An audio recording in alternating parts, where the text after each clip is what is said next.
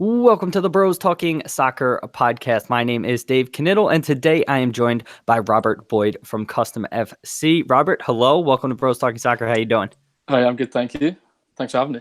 Of course, we're excited to have you on. So people that are watching live on YouTube, hello, welcome. Please feel free to send over questions, interact with us as we go along here. If you're watching in the future, still leave some comments. Let us know if you like the video, give it a thumbs up. And I would be happy to relay any questions, comments over to Robert.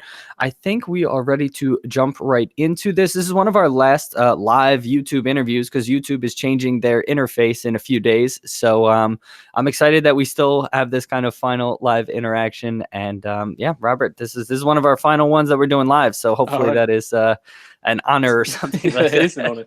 Privileged.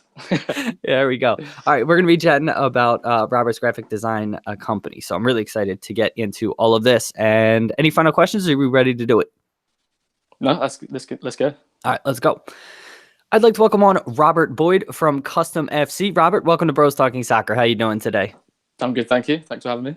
Of course, we're excited to have you on. First off, I'd like to know a little bit more about yourself. So where are you from and kind of how'd you get into following the sport of soccer or football? So I'm from the southwest of England. I got into football. It's sort of, I'm just born into it, really, as is the case with a lot of people in the UK. It's your dad, your granddad, your uncles and brothers and friends, all football fans. So you're kind of just born into the culture, really. So it just sticks with you. You end up loving it. And there you go. All right, cool. Did you play the sport growing up? Just with friends, really, not for any sort of particular team. Just kick about in the park. And that's about it, really. Yeah. Okay, and do you have a club that you support? Yeah, I'm a Rangers fan. So family's from Scotland. My dad's side is from Scotland, and my granddad was a big Rangers fan. Passed it on to him. He passed it on to me, and now that's my team. Very cool. How do you feel about Gerrard as the manager? Yeah, really good. Very optimistic. I think he's the man for the job. Do you think that they can close the gap with Celtic? How long is that going to take? Is that like a this season thing? Is that still a couple seasons away? What are you expecting? I think we're nearly there. I think from the quality that we had 3-4 years ago to where we are now with Gerrard, I think players want to play for him. I think we brought in a lot of quality, and I think Celtic under Brendan Rodgers, they were a very good team, and now to go back to Neil Lennon now, I think I'm picking Gerrard out of that race. So all right, hopefully we can do it this year. Stop the 9 in a row. Yeah, because I don't think anyone has ever won 10 in a row, right? And that's a big deal, right? Yeah. Okay, that's the thing. That's the state of Scottish football at the minute with Rangers and Celtic. It's not winning one league; it's winning 10 in a row. It's crazy. Yeah. Go ahead. Carry on. Sorry. No. No. That was it. That was just that's the state it's in. So it's stopping that would be a big achievement, especially considering we were out of the league, down to the 3rd division. To come back and then stop it and still not being able to get the 10 would be a good achievement. Yeah, that would be incredible. I'm a Liverpool fan. That's my English team. So I obviously have a connection to Gerrard. I'm excited to see him get a start in management and, do pretty well with them. Did you guys finish second last year? Second last year, yeah. Okay. It was. So, yeah, that was a good start. I mean, it's never you can't ask too much from the first season. But I think he did well just getting a foot in the door and then this season add the quality and see where it goes. Yeah, and so Scottish soccer is really interesting to me, obviously, because you have those two teams dominating. But I want to say last year, for the most part, there was 2 or 3 other teams that were kind of near the top of the table and, pushing Celtic as much as, they realistically could. Are there any other teams that, I don't follow Scottish soccer too well, that can realistically challenge kind of that duopoly or anything like that? Or is it more just one-off kind of seasons? It's a tough ask now. I think the gap's grown so much with the amount of fans that Rangers and Celtic have, like worldwide. You look at other teams, Edinburgh, you've got Hearts and Hibs from Edinburgh, who in Scotland should be big teams, but the fan bases aren't too incredible. And I think just the sheer dominance of the Old Firm over the years has sort of teetered off support maybe for other teams. But yeah, you got Kilmarnock had a good run last year. I think they took a few points off both Rangers and Celtic under Steve Clarke, who's gone on to manage Scotland now. But that's the thing. Is if they get a good manager, they can't build that on him. He gets picked and taken away, so it's hard for them to build something. But yeah, I think it's the dominance is probably going to stay around for a little while longer. Yeah, I believe that. Last question for you. So, are you still based in the southwest of England? Yeah, I am. Yeah. Okay. So then how do you support from that far away? Like what are the TV deals like? Are you following all the matches, on TV? Do you go up there for games? How does it work? I try to get up to games. Yeah, I mean it's tough being however many miles away, hundreds of miles away, so you can't get up to too many. But yeah, it's good TV coverage. I've watched BT both covering Scottish football games. So and I've got Rangers TV passes and stuff. I try to watch as many as I can. But it's quite nice being outside of Scotland supporting Rangers, obviously, because you don't get many grief if you go into work the next Monday and you've lost an Old Firm game. I've got no Celtic fans around me to riff into me about it, so I can just chill out. That is nice. Yeah, that is nice. So I support in America, I support the team from Philadelphia, and I live in California now. And so I always like to talk to people, especially for being, and in my case, thousands of miles away. Yeah. And just how you still maintain, following the team and all that. So that's really cool to hear. Switching gear, anything else from Celtic or Scotland or Celtic Rangers or Scotland? Excuse me, that was a terrible mistake for me to make. No, I'm out. That's it. Yeah, that's it. Interview's done. Anything else before we transition kind of into talking more about Custom FC? No, that's cool. Let's go. Let's go Right. Custom FC. Yeah. And so with Custom FC, it's mainly a graphic design company. Is that a fair characterization? Yeah, that's cool. Yeah, that's about right. It was graphic design company, agency, studio, whatever you want to call it, really. All right. Oh, agency sounds nice. All right. So it's a graphic design posh, agency. right? All right. Let's go with that one. So how did you get into graphic design? How long you been doing it? I kind of got into graphic design. What kickstarted it, weirdly enough, was football logos. I used to play Pro Evolution Soccer, like 6, like back in the day, like the old school Pro PES. And there was a feature on it where you could make your own badges. So you get like a 300 by 300 pixel grid, and you could literally pixel by pixel color in and make your own badge and put it into the game. Obviously, kids normally just play the football game, but I'm there just coloring in pixels. And I just kind of always stuck with me. I just loved doing that as a kid. Obviously, forgot about it. Went to school and college and realised that the sort of art and photography and design side is what I want to be doing. And went to university, picked graphic design as a subject, sort of fell in love with typography and all the rest of it. And now, weirdly, those two sort of things have come back, and I'm making football crests for teams now. Yeah, it's awesome.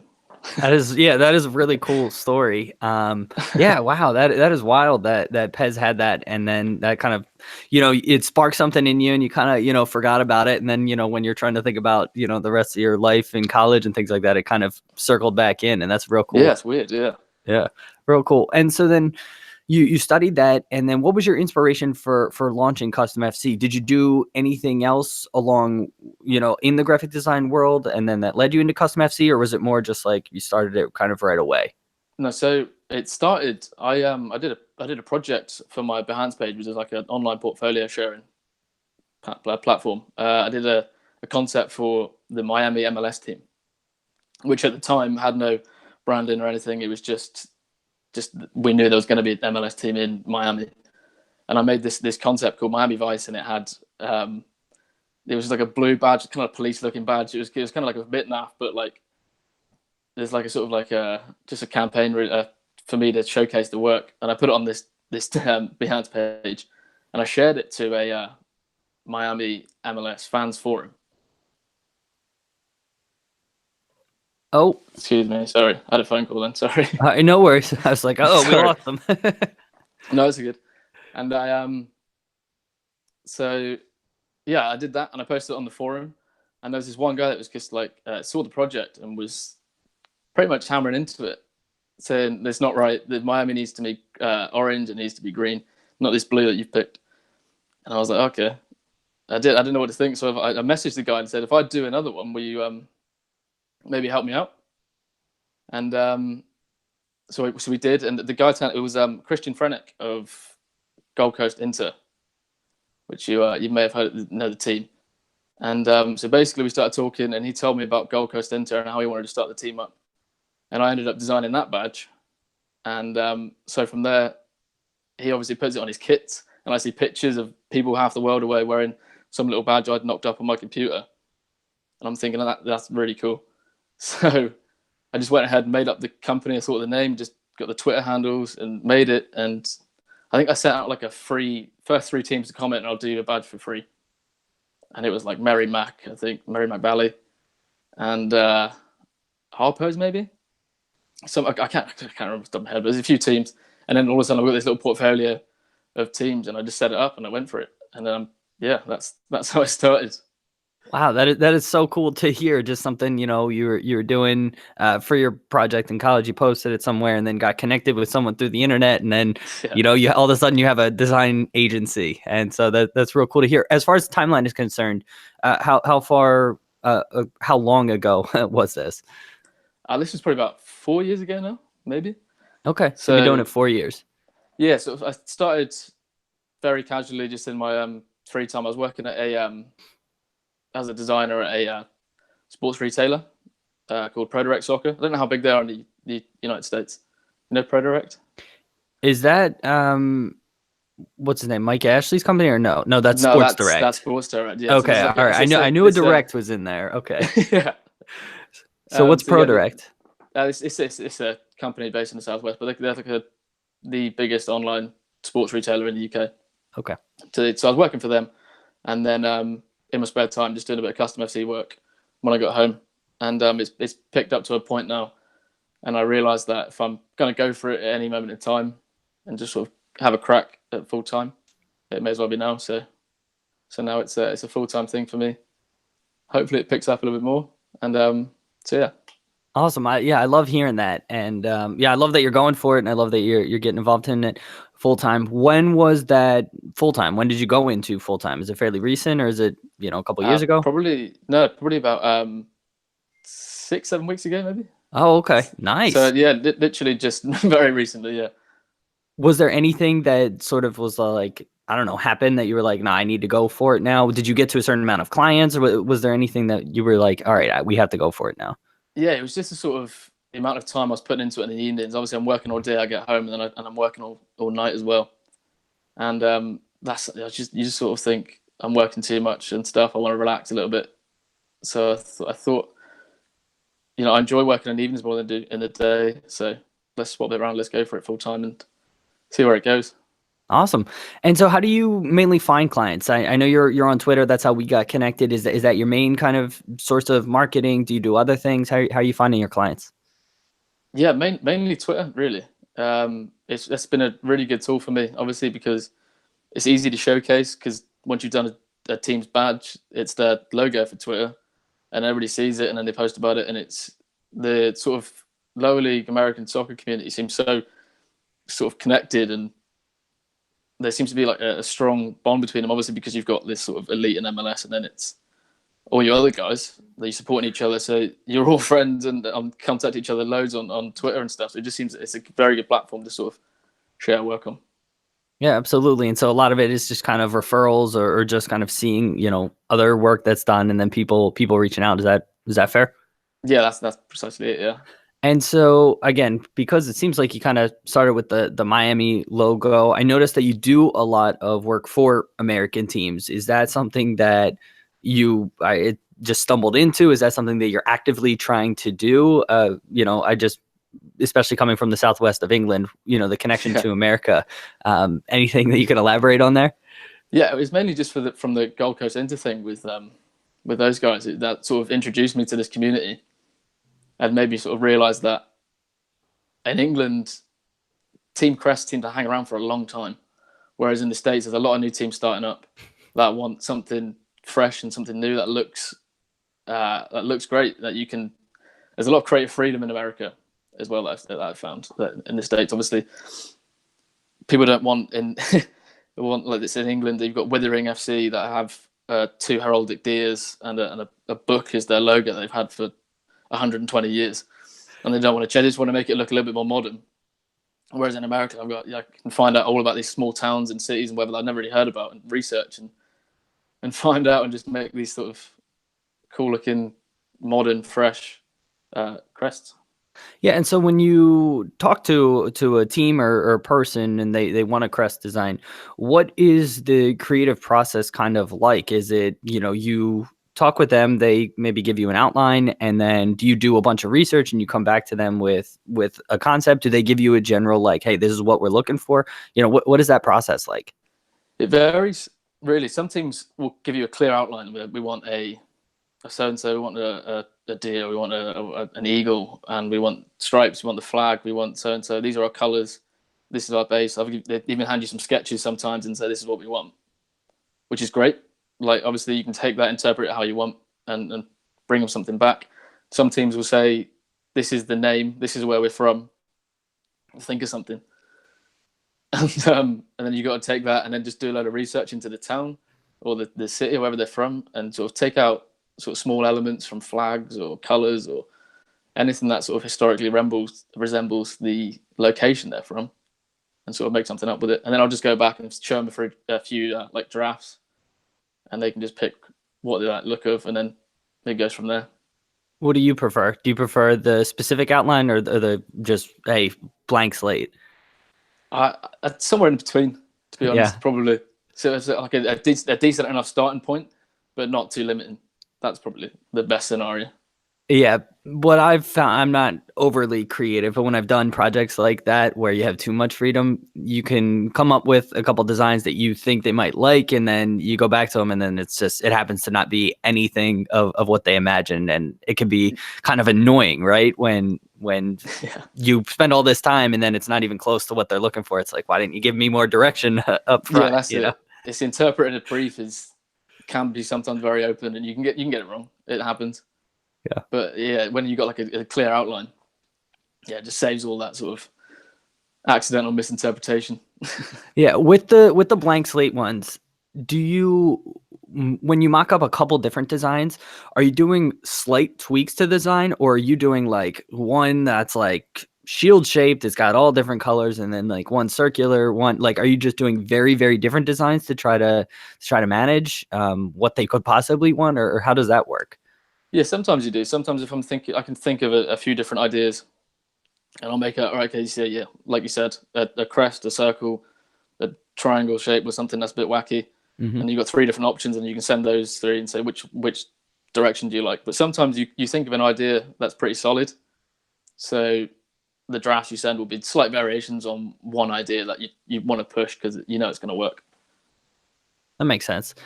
And I know you've said kind of lower division American soccer has been pretty great because we're constantly starting new teams, and unfortunately teams are going away, and that's just kind of the environment here. Do you have a specific league that you've worked with the most, or is it just wide open, for you It's been pretty wide open, I think. Like if I look at a map, it's pretty all over? all over. Yeah, there's no sort of specific region or anything.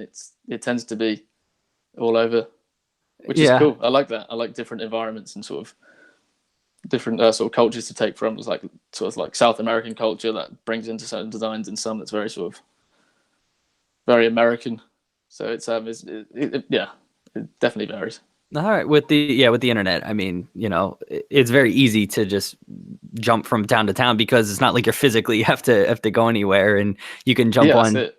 jump on a phone call or an interview, Skype or something like that, like this, and you know, connect with someone from thousands and thousands of miles away, and it's just like you're talking to someone down the street. So it is pretty wild Yeah. on that front. Who's the farthest? I always get that wrong. Who's the team that's the farthest away from southwest of England that you have helped? I just thought of that. I know you weren't prepared for that question, Furthest but away. Maybe New Mexico. okay, I think I've done many on the your side. I think I've yeah, I think maybe Las Cruces in New Mexico. okay, So that's at FC Grande. So I think they're probably the furthest away, very cool. but that may be wrong. All right, I won't hold you to it. I was just curious.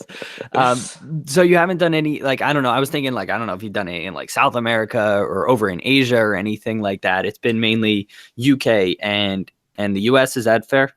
Yeah, so far Okay. it has been just the US and UK. I'd like to do some other teams. That'd be great if I could go somewhere like Europe or South America or Australia, somewhere like Yeah. that. You never All know. right. Anyone listening from those places, definitely reach out, Yeah, and if you could be the farthest away for Robert. you go. Do you have a most interesting client for one reason or another, whether it was the design, what you incorporated into it, that you can share? Most interesting. Um, Probably the most interesting is a recent one actually, which is this is terrible for listeners because I can't share any information about it. But I've done one recently for a team that was a sort of really interesting concept. So that's going to come up in a couple months, I hope. But for the ones that I've done, I'd probably say Gold Coast just because they're the first ones. I'd say that was probably the most. Yeah, I Yeah, can imagine that, especially because it just sparked, yeah, this whole yeah. project. So very cool. And then obviously with, with clients, I want to be sensitive to that. But is there any that were like really challenging from one reason or another? You don't need to share names or anything like that, but they required a ton of rework, or that it was just, I don't know, really specific, or something that maybe you haven't done before. I don't know if there's like, I don't know exactly how graphic design works, but either you were using a different software or had to do a different shape that you weren't familiar with. I don't know. Is there anything like that? No, for the most part, like everybody I've worked with has been totally sound. Um, really enjoy sort of working with clients. But difficulty wise, sometimes I've had a couple now that they come up with the idea, they want to get the crest done, they pay you for it, which is cool. But then, however many months down the line, the project's gone and is no longer being used. So that's quite difficult to deal with, I suppose, because obviously when you work on something, you want people to see it. So from that perspective, maybe I would say those sort of projects, without naming any names. Yeah, no, that makes complete sense. I mean, yeah, you spend this time and energy, and yeah, you get compensated for it. But you were hoping, it would last for Yeah, years and things like that within a few but you months. understand things like that happen, don't they? That Yeah, you can never be sort of dead sure that it's going to work out. So absolutely. And so on your site, you say you create crests. We've been talking a lot about crests, but I think you also help with kits, match day graphics, and more. Is that correct? yeah. So we got crests mainly. That's how it sort of started, and I'm trying to evolve into this sort of complete rounded football club studio, which will be able to deliver sort of any design needs for a club that perhaps doesn't have its own graphic designer set up. So that can be any sort of level. But if it's you're looking for match day graphics, so you look sort of more interesting online, perhaps on match days, or cover photos, or even just general sort of posts you make that you want to make some graphics for, or program covers, or kits, even like you said, we do kits. I've done a couple now. It's not the specialty. I do them. Like I think everybody I've done a kit for has been happy with it, so That's good. that's good. Yeah, but I am yeah Icarus. Those guys are the sort of kit specialists that we're working with at the minute. Like we got a partnership with Robbie from there. I think you had him on a few Yep. months That's ago. how I Yeah. found out. Yeah, that's how I found out about you guys. He was very complimentary towards you, and said I should reach out, and so that's how we got connected, because he's All doing right. some really cool Yeah. things, and yeah, I wanted to have you on as well. Yeah. And so how Yeah. did you guys get connected? I just sort of it's again on Twitter, basically, sort of scrolling through, and for like a year maybe, I kept seeing the little eye with the wings logo, Icarus, on like kits, and they started to appear on like the kits that I did the logos for, and I was just sort of thinking, well, maybe there's sort of potential for a collaboration there, where people want both, they can get a bit of a discount. So I just reached out, sent him a message, and he was really keen. He liked the idea, he liked my work, and I liked his. So yeah, we got the a bit of a partnership working up. Very cool. Getting back to the, you're getting into kits, match day graphics, and cover photos and things like that. Uh, how does the creative process kind of differ between all of those different things? I think kind of crests and kits, you probably have a little bit more creative freedom in what you can do. And then, getting into graphics and cover photos, I assume there's more like template based. Is that a fair characterization?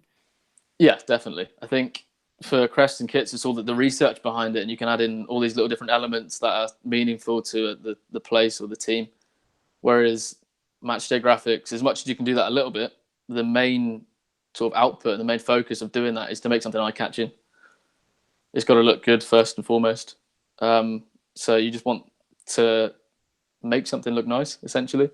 Whereas on the crest side, as much as you're trying to do that as well, you can incorporate much more details and stuff. So there are different processes. And so for match day graphics, what exactly does that mean? I guess I interpreted it in a certain way, but maybe I might be interpreting it wrong. So what does match day graphics actually mean? So for teams looking to sort of get a more interactive on the match day experience, so basically if you score a goal, instead of typing goal 66 minute, you have a little image that says goal, it's flashing. Or you got lineups where you look at all the top teams in the Premier League. They've all got their own sort of style guide and how they create sort of lineups and fixture announcements and results. Any sort of information to do with the club or match days, they've got this sort of template that's their brand identity. And we do that for our teams. We basically it's lineups, it's fixtures, it's all those sorts of things. You get your own identity system. Do you like with the match day graphics? What do you like best? Do you like goals, creating goal graphics? Do you like lineup graphics? Do you have a favorite on that front? Lineups are fun. Yeah, Lineups are I think you can do a lot of different things with lineups. Obviously, with goals and full time, half time, all those types of little things. It's a general template. You're just changing the text. But for lineups, obviously, it's a little bit more detail. So probably say that's most fun. very cool. Do you have anything as far as kits that you really like? Like, do you like? I'm just partial to like long sleeve kits. I don't know why. I just like them. Do you have anything that you really like? Do you like collars? Do you like, I don't know, V-necks? Any sort of like interesting sort of kit design elements that you happen to like, either personally or professionally, as far as developing? Personally, I'd say collars. Like, obviously, retro kits are just everywhere at the minute. If you go to like music festivals or anything, they've massively come back. You can't get away from them, but because they look cool. Like, I was like old school collars on kits, like like the old cuff sleeves with the sort of short cuff sleeves, and that kind of stuff. Yeah, it's I'll probably say that's cool. All right, very cool. Last question on the design front. I'm completely, more or less a novice. Like, I'll play around in Paint and things like that. Sure. But do you have any tools or software? Is that more proprietary? I don't even know if this is an interesting question or something that you can share. But I'm just always fascinated to understand the tools that people use to create things like this. Anything you can share on that front? Yeah, sure. So I designed in the Adobe suite. So that's Illustrator, Photoshop, InDesign. So Illustrator, when I'm creating crests, I'm in there. That's a sort of vector-based program where you can just create your own shapes and text and make everything vectorized. And it's a good tool to work with, sort of design something, duplicate it, change a few little things, duplicate it, and it's good sort of free flowing that way. Photoshop I use for the graphics mainly, because it's sort of web-based stuff, saving up JPEGs and stuff. That Photoshop's best for that. And then InDesign you'd use for your print. So if you've got any sort of program covers or posters or magazines, that'd be in InDesign. Got it. Okay, that makes sense. And all of that has been, I sure you studied it in school, and then just obviously working on this for the last 4 years. I'm sure you've developed skills in that. Yeah, I've had Photoshop since I found out what it was when I was a kid, just playing around with it. So I've sort of grown up trying to learn how to use it, and then obviously once you go to college and university, then you're exposed to this whole world about it and how to properly utilize the sort of power it has. Yeah. I've heard so much about it, and I, dabble and just fascinated in graphic design. Like I said, I'm not overly creative, but I think I just need to bite the bullet and probably buy it and just play around in it, because I feel like I could waste a ton of time and have a lot of fun playing around in that program. So I think I need to do that. Getting back to, you touched on magazines and some things like that. Have you done anything in that world on the print side of things? A few little things. I mean, I'm working with some sort of soccer outlets, like non-league paper. I've done a few things for them, so working sort of a print format is something that I do. But mainly, I want to get more into it. I think programs are sort of a big part of clubs, and I think interesting program covers and cover art would be a nice place to take custom FC. So we don't have any examples of that yet, but if you're looking for a program cover design, hook us up. Reach out. There you go. That's something interesting that in the UK specifically, because I've traveled over there, gone to matches. It is very much a part of the culture and the game day experience. It's not quite as much over here in America. So maybe there's an opportunity for American clubs on the lower side of things to implement match day programs as sort of a differentiator and see if you can, attract more fans. So any clubs listening, definitely reach out to Robbie, because it could be something really cool and unique. Or Robert, Yeah. Sorry, Robbie was from Icarus. So. That's true. Yeah, but that's really it's I've always found that interesting about the UK. Yeah, so just Dave inserting himself into this interview here. All right. So any other questions, Robert, before I ask my final question? Anything we didn't cover or anything like that? No, I don't think so. I think we've covered it pretty well. All right, cool. And apologies, it's early in the morning for me on the West Coast. So my brain with the interview has been a little bit funky. But what's the thing you're most... All right, cool. What's the thing you're most excited about happening in your soccer world right now, or football world? So what's the thing you're most excited about happening? Most excited about this season with Rangers, I think, probably. I want to see how it goes. And I think I just want to get this season underway, start playing watching some games, and seeing how Gerrard takes the team forward and stopping the 9 and winning 55. That's what I'm most excited about. That is awesome. That is cool to hear. When does the season kick off? Next Sunday is the first game. Okay, so it's the week before the Prem, or is it the same as the Prem? I think a little bit before, maybe. Okay, all right. Yeah, I think so, yeah. And does Scotland take a break or no? Yeah, I think they brought the winter break back. Okay. And obviously, because it snows quite a bit in the winter, and a few teams have sort of pitch struggles when that happens. So they take a break, I think, through January, maybe? The sort of middle to end of January, start of February. There's a few-week break. Okay. All right. Interesting. Best of luck to Rangers. I thank you so much for being here, talking with me today. I'm really excited to see what the future holds for Custom FC. I'm just fascinated with graphic design in general, and obviously touching on the soccer elements and all of that. I'm really excited about what you have going on in the future. We have all of Robert's information linked in the video description and podcast show notes. But in case people are just listening, Robert, where can people find you? It's if you're on Twitter, it's We Are Custom FC. Or if you want to go to the website, it's customfc.co.uk. And any information you sort of need should be on there. All right. Everybody make sure to go check that out. Whether you have a club or not, definitely give them a follow. I mean, they're doing awesome graphic design stuff. It's really interesting. And if you have a club, definitely reach out and, work with Robert and We Are Custom FC. Thank you so much for being here and talking with me today. Thank you for having me. Really enjoyed it. All right, everyone. Thank you for watching the video. Thank you for listening. And we will be back with, actually, we're recording later tonight. We didn't record yesterday. So Christian, Matt, and I will record our normal episode later today. So if you're watching on YouTube, tune back in probably 12 hours or so. And see us. All right, everyone. Have a great day. We'll talk to you soon. See you.